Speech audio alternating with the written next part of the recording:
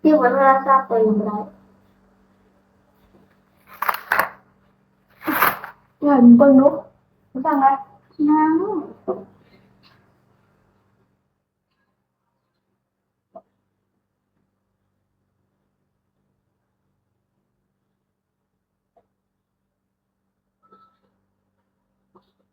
ข้าวบ่เอ้ย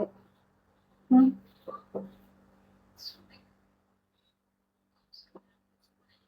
เบอร์โทรให้ได้เบิ่งเลย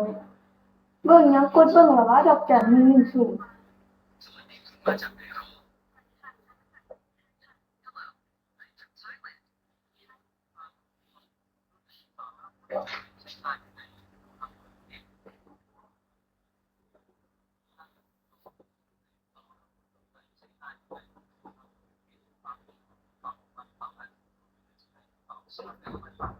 ใช่ไหมคะไอ้จันแน่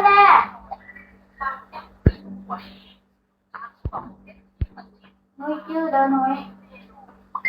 บางคนนี้แต่เงินหูฟังโปรจริงหูฟังรุ่นประหยัดเสียงดังฟังช้าใครอยากได้หูฟังเสียงต่อไว้อีกสักนาทีแนะนำ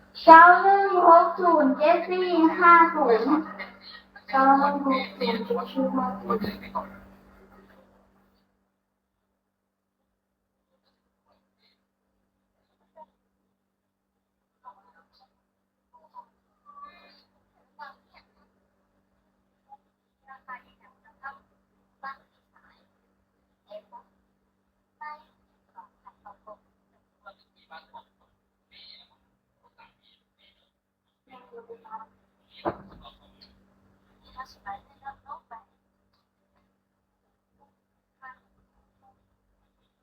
เอาซื้อฮานมาดูหมดตัวที่หนึ่งจ้า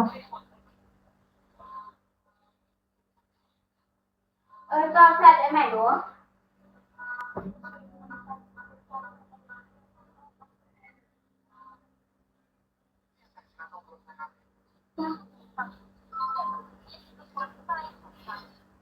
นั่นแหละก็91เนี่ยบอกแม่91623082ใส่รถ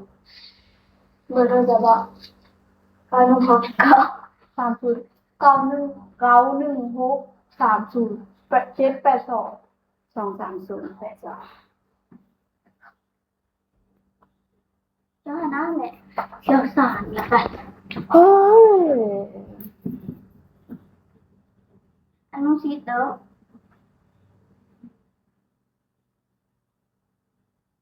เจ้าหน้าเขาสิหลอกเขาละก็ลองขอแก้เบิ้งก่อนแก้เบิ้งก่อนนะบอแล้วจังจ่ายเงินก็ต้องปกติกับผู้จ่ายบอกขับรถมาเลยนะบอกดูวัด